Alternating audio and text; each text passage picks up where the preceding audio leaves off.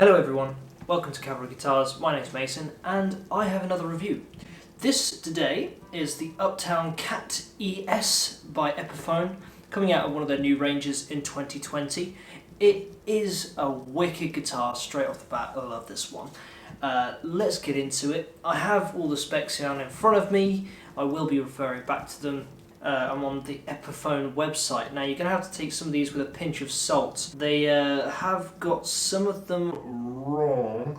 At least one I've spotted. Control knobs, gold top hat knobs, if they've got quoted. Those are speed knobs, if I am correct. Top hat look a little bit different. So we've got kind of standard Epiphone specs here with a 24.75 inch scale length and a 12 inch radius fretboard. Material wise on this, we've got mahogany as the neck material, the main neck material there, an ebony fretboard, which is awesome for a guitar of this price range to have an ebony fretboard, and the body is maple and poplar. There are a few interesting quirks to do with this guitar that does take it a bit away from the normal Gibson range, and quite specifically we're talking about the knob arrangement on here, the control arrangement. Now you may or may not know about how Gretsch do it normally, but this is a very Gretsch layout with a master volume, two independent volumes per pickup, and then a master tone. Personally, I prefer this over the standard Epiphone Gibson arrangement every time. I never really understood, for me, wanting two volumes and two tones. I can roll just as happily with one master volume and one master tone. That's fine by me. But this is a nice mix of the two, I think. You've got the sort of Telecaster-y sort of master tone and volume, and you've also got a little bit of that. You can blend the middle position, so you can get those in-betweeny sounds just the way you like them. I don't have much experience with these, but the pickups are mini humbuckers. I haven't had many guitars with mini honeybuckers.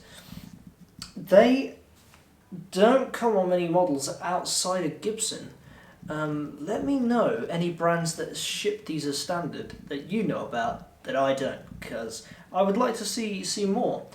They're cracking. They're really good. And yes, very professional looking on my phone. FB720 Epiphone Mini Pro Bucker. And they're great. They're really, really good. They've got some really solid PAF tones in them. They have this sort of, and I mentioned Telecasters before, I don't think it's like a Telecaster, but it's got these solid in-betweeny sort of a humbucker version of a Telecaster pickup to my ears. They get these very almost like a P90 in the neck, but then in the middle position you get this middle position that sounds like a Telecaster, and the bridge position is quite thin, sounds like a Telecaster. Funnily enough, Telecaster pickup has more gain. You really don't get much push out of these. I think these are quite low in terms of gain. They don't push the front, in terms of output, they don't really push the front end much at all. When I play through drive sounds, and you'll hear a bit later, if I played that same drive channel with a normal humbucker or with a single coil, the difference is insane. How much more metal. That said, this does those great indie sort of, should I say indie, Black Keysy sort of vibes. I don't know, I get these really great twangy distortion noises out of it. Very kind, again, a bit Telecaster-y, I don't know. It's very versatile, much enjoyed this. Great bluesy tones. Obviously lovely and light because of the semi-hollow nature of it, basically meaning it's got a block down the centre and two hollow cavities. It's been nicely done. F-holes are all bound with single ply on the inside, single ply binding.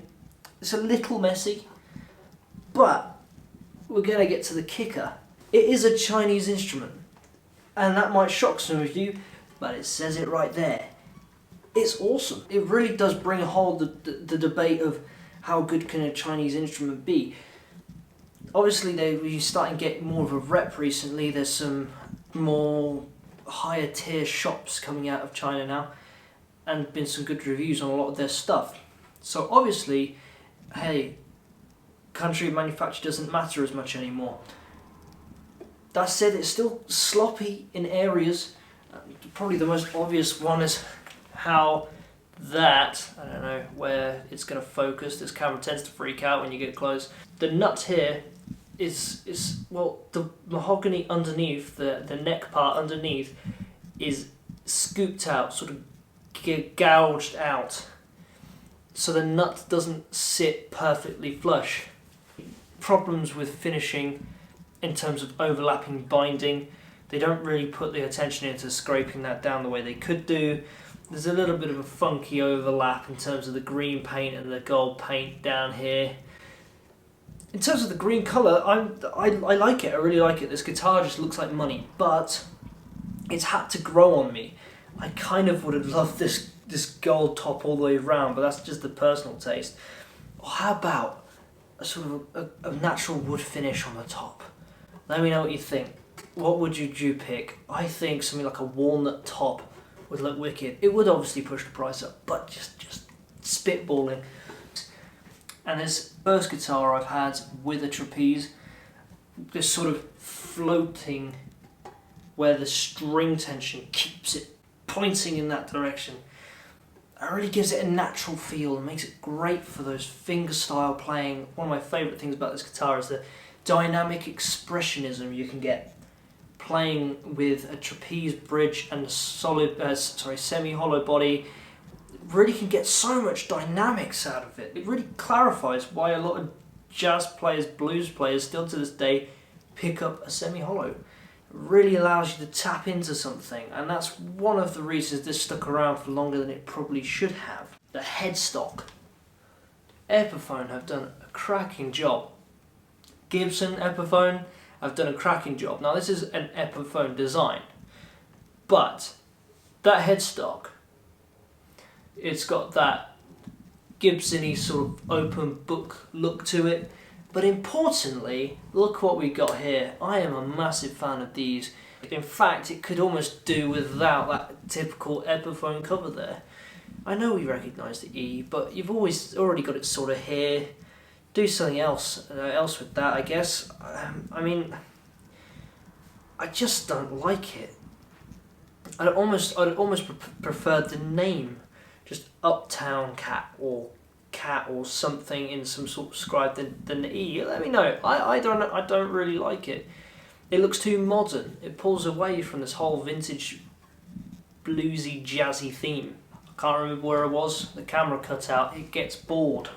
It's a cracking guitar, and if anyone is looking for a really versatile, not shreddy, but versatile guitar, this is an epic one to try. Definitely try it out. Because when I talk about the setup, I'm talking about when it came from factory. I've actually played a few of the new 2020 range, and I may do a video specifically on it.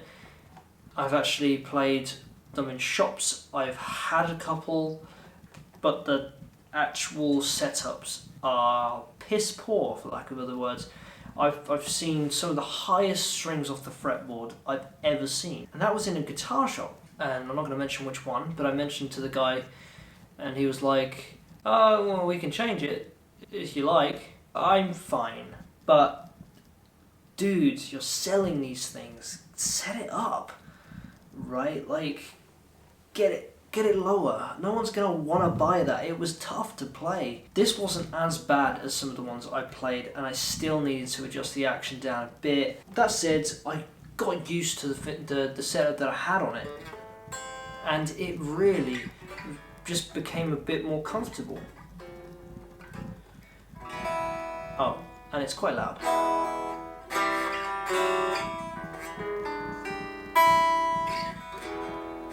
I like those chords. This is a great guitar for those open chords. Sort of thirds, which you'll hear you'll have heard in the demonstration. Because it just rings with it. On to the next one, I've got some interesting things coming up for you. I've got a Russian guitar. I've also got a bunch of other gear reviews of stuff around to constantly do, so that's always coming. And of course, the series with this one is coming along. As you can see, it's got pickups, because they don't look that different from afar, but these have the Monty's pickups in a guitar worth half the price of the pickups. So enjoy that. The findings are interesting, I think. The editing may be choppy. I had a few issues. Just rambling a little bit now. I think I'm going to say goodbye. But final thoughts, great guitar, great price point, especially for the build. Remember, it's semi-hollow, everything else that comes with it. Chinese guitars, pretty good. Who knew? And I'm really sad to see it go, but it has to be done. Any questions, let me know in the comments. I will try to answer them. Like, comment, subscribe, and I will see you guys in the next video.